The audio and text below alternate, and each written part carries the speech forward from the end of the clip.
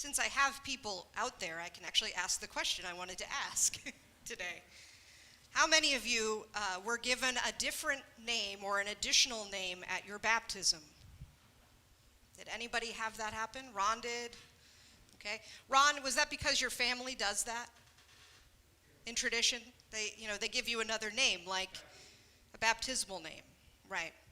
Like our bishop, whose baptismal name is Polycarp, which is an interesting name, but he told us about Polycarp this week, and it reminded me that baptismal names, Polycarp was a bishop who died I think he was torn apart by lions or something. So our Bishop Daniel says that Daniel and Polycarp give him lots of strength and bravery to face things.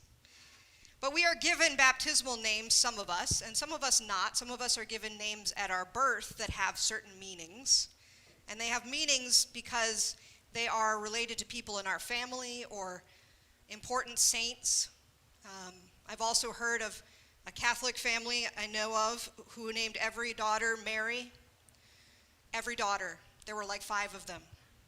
And so they had Mary Margaret, and they had Mary Jane. They had all the different Marys. And it's kind of like when we look in the Bible and we see that there are so many Marys and so many Josephs and so many Joshuas and so many Johns, and it's hard to keep track of who all these people are. And it's because the naming characteristics of many cultures involve naming people after other people.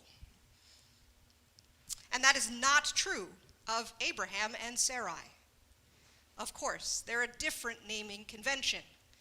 The naming convention that gives us Abraham and Sarai is an evolution of their names. So it begins with Abram. Abram is the divine ancestor. So that's his name in the story. That's the guy's name, whoever he actually was. He's the divine ancestor. And Sarai is a kind of name that means princess or queen or really, really important woman in the tribe. So that's their names. They're not named John or Judith or Joseph or Ron or Kent. They're not named because of a person in the lineage. They're the beginning of the lineage. And so they have a specific name. And when God gave Abraham a new name in our story, it was an evolution of his relationship. And of course, it's kind of funny because Abraham immediately had to do something to demonstrate his relationship to God in the new covenant, which we don't put in the story that we read today for church. The thing that Abraham had to do immediately after being named the father of many nations is circumcise himself. And everyone in his household who could be circumcised, all the males, including I think like the sheep and the goats. I mean, this was a big change. Remember a few weeks ago when I said men have had to do hard things for God? This was a hard thing to do at 99 years old, to circumcise himself. We leave that out, I think, because Christians don't do that, and that's not what we have to do for our covenant with God. But it's a little bit of a shame because that's the hinge of the covenant. God makes a covenant with Abraham because God wants to. And Abraham has to do something to respond. When we name children, we are kind of doing that. When we name them and give them a meaningful statement about who they are or who we hope they will be. When we do that, we are hoping that they will evolve into that name or that they will somehow turn away from it in a way that is very clear. And some people change their names. Some people do turn away from their birth name for a variety of reasons. It may be that your name is Mary and all of your sisters' names are Mary and you don't want to be Mary anymore. So you go by Margaret, or you go by Joanna, or you go by your middle name. It could be that you change your name because you are a transgender person and your name doesn't work for who you really are.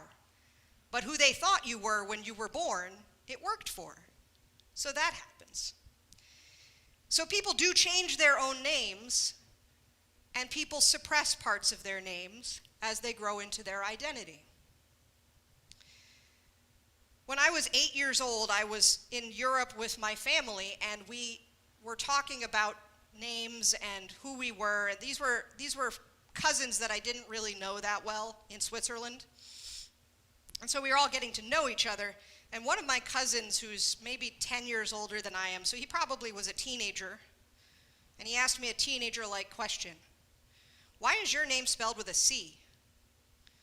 And I couldn't really answer that question. It's just how you spell Veronika. It's with a C. And he said, well, no, it's not. Not where we live, not where we come from, not in Germanic languages where there isn't a hard C. If you look around, you see Christins with a K. You see Catherines with a K. You don't see them with a C in Germanic languages. So I decided when I was 8 that made a lot of sense, and I changed the spelling of my name. And recently, that was a big pain. My name is spelled with a K because my family is Swiss and German and Norwegian. And unlike Ron's family, which is largely Italian, as far as I can tell, they wouldn't have ever named a girl Veronika with a C. So I changed it because it made more sense.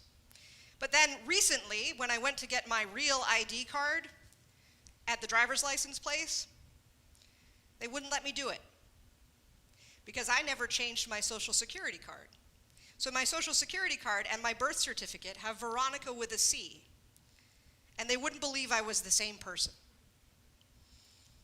So I couldn't get my real ID, so I'm not really me, apparently, according to the federal government. And I'll have to figure that out. I'll have to, get a new passport, which they let me have with a K, or I'll have to do something else when and if I want to get on an airplane.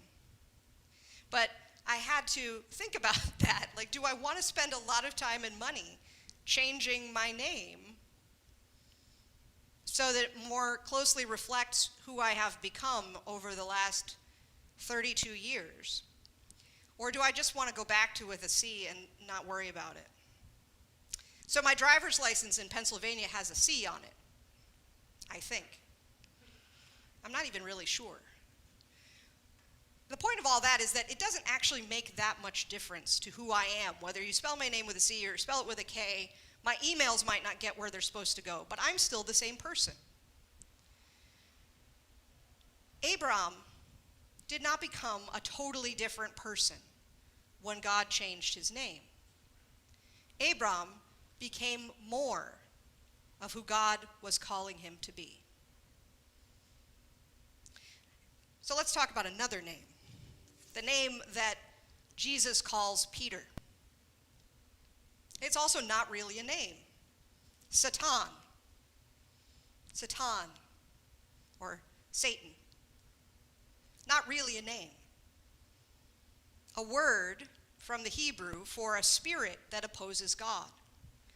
Could be a personified spirit. There are many traditions of angels or jinn or other creatures that oppose God and are called Satan or Shaitan, or for us, Satan. And when we say, "Get behind me, Satan," what we mean is, you're in my way. Get out of my way. I'm on to doing something I'm supposed to do. So Satan gets in the way and creates evil things in his wake. And we who are more enlightened, we think, don't like to talk about Satan because we don't like to believe that there is a personified evil. But if we believe in a personified God, and we are going to use metaphors like Father and lover of souls and all kinds of things like that, we do have to realize that there are other personifications available. When Jesus says to Peter, "Get behind me, Satan," he's not changing his name. He already gave Peter that name. In Mark, it's not a big production. We just hear it mentioned that he was Simon and then Jesus called him Peter, along with the other apostles. It's not a big production because in Mark, no one has time for that. In Mark, the point is we do what we are called to do as fast as possible. So Jesus says, get behind me, Satan, because this isn't necessary to what we're doing here. Don't rebuke me because I'm doing something. I know where I'm going.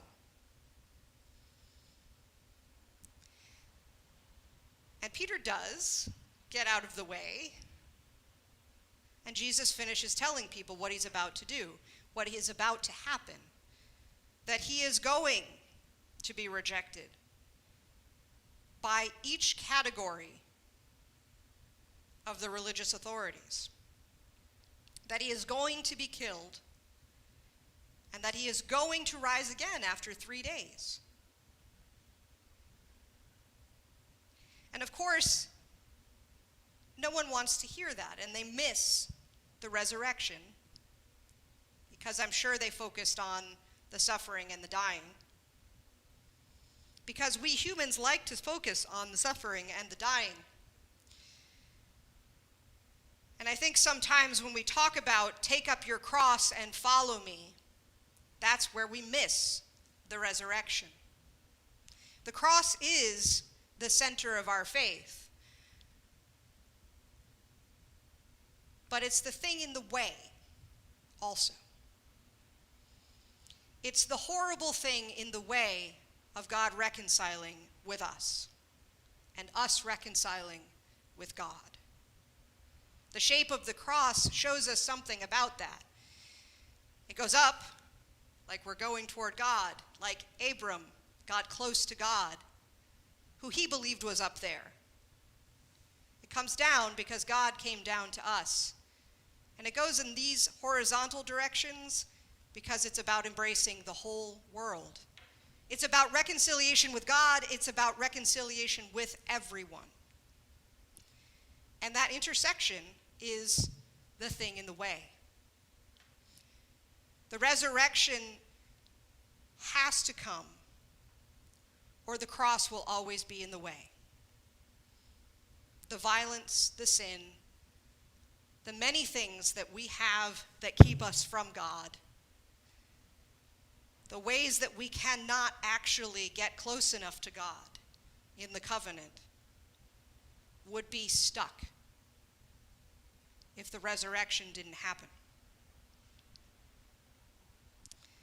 And that's why we are not to be ashamed of the cross. It's a thing that happened. It's a thing Jesus had to get behind him in order to complete the reconciliation and bring us into closeness with God. And we have to take up the cross ourselves because we do continually find ourselves getting in our own way. We find ourselves turning farther away from God. We have to look at the cross. We have to pick it up. We have to examine it. And we have to carry it for a while in our lives in order to do that. But my friends, don't focus completely on the suffering. The suffering is part of it. It's not the point of it. It's not the point that we suffer. It wasn't the point that Abram suffered when he circumcised himself at 99. It wasn't the point that Jesus suffered. It was the point that he was victorious over suffering. So when you think about your cross, and you do have one, it shouldn't actually be about suffering. In fact, I think actually when we realize who we are, whether we change our name or the spelling of our name or we just live with our name in a new way, when we figure out who we are and we can take up our cross as Peter and the disciples and the crowd, because Jesus expanded it to the whole crowd, as they did, when we take up our cross, we feel a certain lightness, actually, a certain joy in knowing that it is ours, and knowing that it is ours to look at, to hold, to carry. And then when we bring it all the way to the end, to be victorious over the suffering and death that we have experienced in our lives. That's what it is, taking up the cross and following Jesus. It is a kind of exercise. It is a kind of relaxation of our own fears. It is a getting out of our own way. It is taking hold of the thing that is in our way and carrying it as close as we can to God. And then when we get to the end of our lives and we meet the Son of Man who is in glory with the angels, then we get to give it over and finally be in union with God. That is the story of our lives. That is who we are. So think about that this week when you have time to think about your name, to think about your cross, to think about what's in your way and what you need to do to pick it up, carry it, make a new way. That is the only way that God will reconcile the whole world to himself. Amen.